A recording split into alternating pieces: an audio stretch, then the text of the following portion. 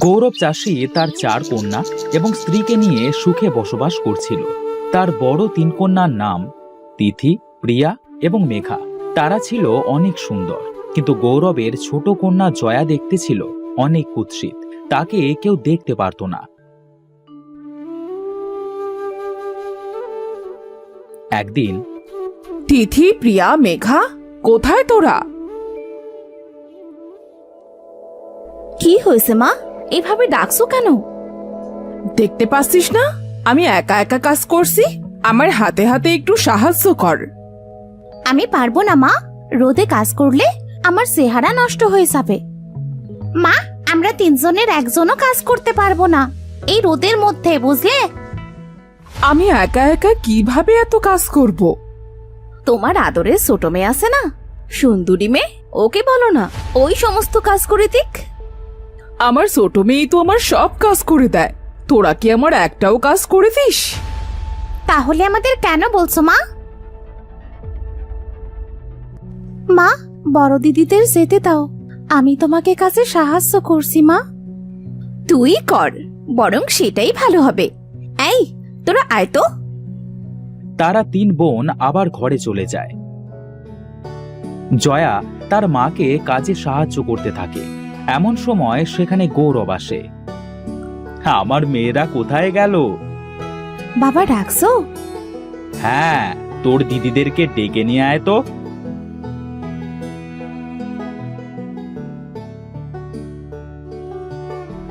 বাবা, তুমি ডাকছো? জয়া বলল তুমি নাকি আমাদের ডেকেছো। হ্যাঁ রে মা, আমি তোদের ডাকছি। এই দেখ, তোদের 3 জনের জন্য 3টা হার নিয়ে এসেছি। গৌরব তিথি, প্রিয়া এবং মেঘাকে 3টে দামি হার দেয়। বাবা, খুব সুন্দর হার 3টা, আমার কিন্তু খুব পছন্দ হয়েছে। বাবা, বাবা, আমার জন্য কিছু আনোনি? তোর জন্য আবার কি আনবো? আমার কাছে টাকা ছিল না, আর তাছাড়া তোর যা চেহারা। হ্যাঁ, এইসব তুমি কি বলছো? বাকি 3 জনের মতো জয়াও তো আমাদের মেয়ে, তাহলে জয়ার জন্য কেন কিছু নিয়ে আসোনি? এই এক কথা বারবার বলতে ভালো লাগে না। বললাম না আমার কাছে টাকা ছিল না, তাই নিয়ে আসিনি। মা, তুমি বাবাকে কিছু বলো না, আমার কিছু লাগবে না। তুমি আসো তো, কাজগুলো আগে শেষ করে নি। দেখো আকাশে কেমন মেঘ করেছে। হ্যাঁ হ্যাঁ, যা যা, তোকে ওটাই মানাবে। হয়েছে হয়েছে, এবার তোমরা ঘরে যাও, আমি মাঠে যাচ্ছি, ধান কাটতে হবে যে।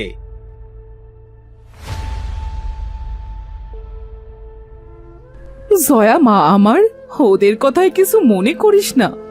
জানিস তো তোর বাবা আর বোনেরা এমনই।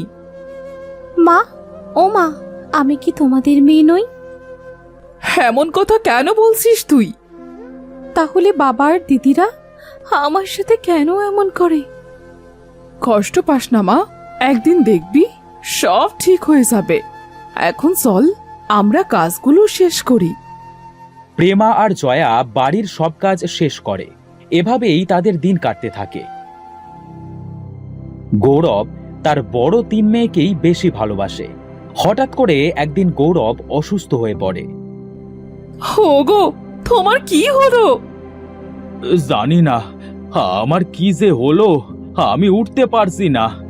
সমস্ত শরীর অবশ হয়ে আছে, চোখ যেন বন্ধ হয়ে আসছে। আমি মনে হয় আর বাঁচবো না। শান্ত হও, শান্ত হও, কিছু হবে না তোমার। মা, বাবার কি হয়েছে? বাবা এমন কেন করছে? বাবা, ও বাবা, কি হয়েছে তোমার? কি হলো? তুমি কেন কথা বলছো না? কথা বলো। হ্যাঁ তিথি, তোরা তোর বাবার জন্য ডাক্তার ডেকে নিয়ে আয়। আমি পারবো না মা, আমার অনেক কাজ আছে। তুমি বরং মেঘা না হয় প্রিয়াকে বলো। আমিও পারবো না মা, আমি বাবার কাছেই থাকবো। দেখো না বাবা কেমন কষ্ট পাচ্ছে। কাউকে যেতে হবে না, ডাক্তার ডাকতে আমিই যাচ্ছি। আমি আমার বাবার কিছু হতে দেব না। দেখেছো, দেখেছো তুমি যাকে অবহেলা করেছো সেই তোমার বিপদে কাজে লাগছে। এসব কথা এখন থাক না মা, আমি গেলাম। জয়া তার বাবার জন্য ডাক্তার ডাকতে যায়, কিন্তু কোনো ডাক্তার জয়ার সাথে আসতে রাজি হয় না।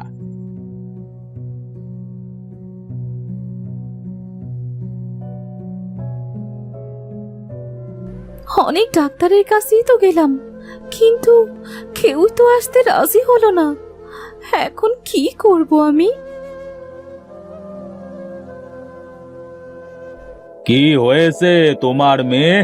এভাবে কেন কাঁদছো তুমি? আমার বাবা খুব অসুস্থ, জানি না হঠাৎ করে কি হয়েছে।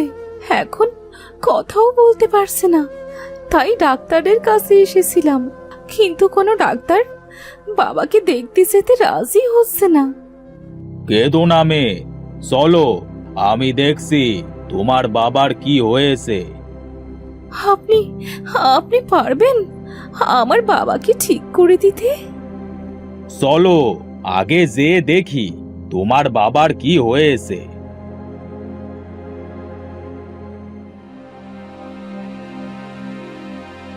জয়া তান্ত্রিককে নিয়ে বাড়িতে আসে। তখন তার বোনেরা বলে, এই জয়া, তুই কাকে নিয়ে এসেছিস? কে উনি? বাজারে কোনো ডাক্তার পেলাম না গো, তাই এনাকে সাথে নিয়ে আসলাম বাবাকে দেখানোর জন্য। এনে বাবাকে সুস্থ করবেন? কাইল্লা, তুই দুনিয়ায় আর কাউকে খুঁজে পেলি না? প্রিয়া, কি বলছিস তুই এসব? ও তোর বোন হয়। মেজো দিদি একদম ঠিক কথাই বলেছে মা। তোমার মেয়ে যেমন তেমনই তো বলেছে। তোমার মেয়ে ডাক্তার না নিয়ে এসে কাকে নিয়ে এসেছে? হ্যাঁ দেখো। দিদি, উনি একজন তান্ত্রিক, উনি বলেছেন বাবাকে সুস্থ করে দেবে। আপনি আপনি তান্ত্রিক বাবা? দয়া করে আমার স্বামীকে সুস্থ করে দিন। দেখুন না, দেখুন না ওনার কি হয়েছে। মেয়েদের কথায় আপনি কিছু মনে করবেন না। ঠিক আছে, আমি তোর মেয়েদের কথায় কিছু মনে করিনি, তবে এত অহংকার থাকা ভালো নয়, এটা তোর মেয়েদেরকে বোঝাস। কে মা এটা? তুমি ওনার সাথে এভাবে কেন কথা বলছো? এখানে চুপ করে দাঁড়িয়ে থাক, একটাও কথা বলবি না। তান্ত্রিক বাবা, আপনি আমার স্বামীকে দেখুন না। গৌরবের অনেক বড় রোগ হয়েছে, ওকে বাঁচানো অসম্ভব। দয়া করে আমার বাবাকে বাঁচিয়ে দিন দাদু। আপনি যা বলবেন আমি তাই করব। তুমি অনেক ভালো মেয়ে, ঠিক আছে, আমি তোমার কথা ভেবেই তোমার বাবাকে বাঁচানোর একটা উপায় বলে দিচ্ছি। কি উপায়? কি উপায় বলুন তান্ত্রিক বাবা। দেখুন না, উনি কথা বলছে না। জঙ্গলের অনেক গভীরে একটা লাল নদী পাবে। ওই নদীর ওপারে আছে কালো পাহাড়। সেই পাহাড়ের ওপরে একটা সবুজ গোলাপ আছে। ওই গোলাপটা এনে যদি গৌরবকে খাওয়াতে পারো, তবেই গৌরব সুস্থ হবে। আর একটা কথা, কি কথা তান্ত্রিক বাবা? ওই ফুলটা একটা ডাইনির, কিন্তু পাহারা দিচ্ছে একটা বড় অজগর সাপ। ওই ফুল আনতে হলে সাপটাকে মেরে তবেই আনতে হবে।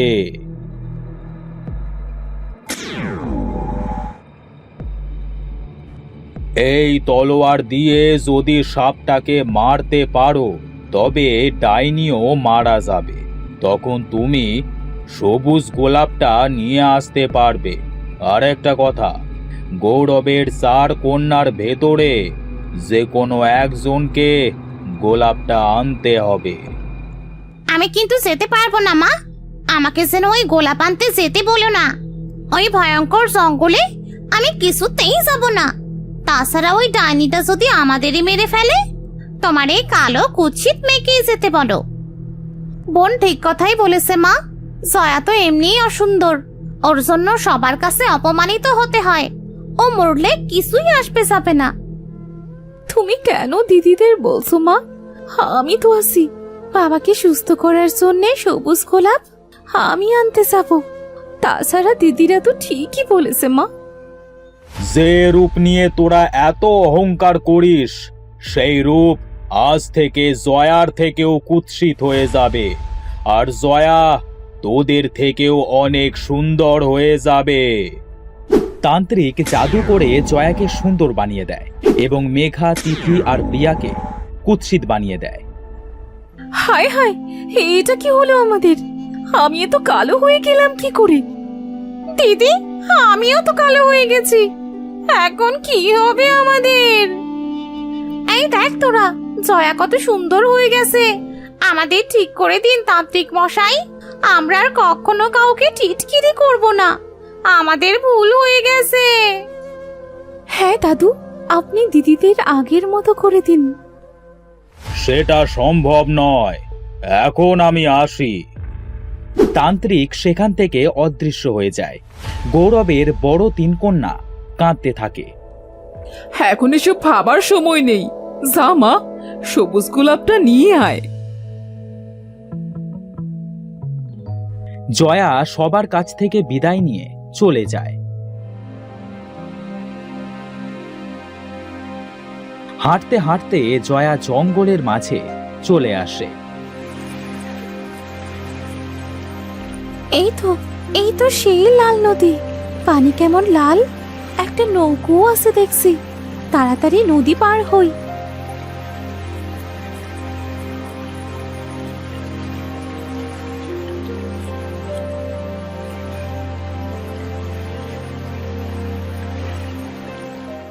জয়া নদী পার করে কালো পাহাড়ে আসে।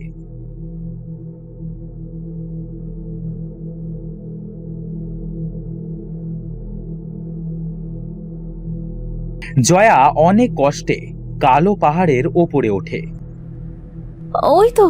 ওই তো বড় অজগর সাপ। সাপটা তো ঘুমোচ্ছে। এই সুযোগে সাপটাকে মেরে ফেলি। জয়া তলোয়ার দিয়ে সাপটার মাথা কেটে ফেলে। সাথে সাথেই সাপটা সেখানে মারা যায়। সেখানে ডাইনি এসে হাজির হয়। মেরে ফেললি আমাকে? কেন মারলি আমাকে? ফুলটা নিয়ে তাড়াতাড়ি বাড়ি ফিরতে হবে।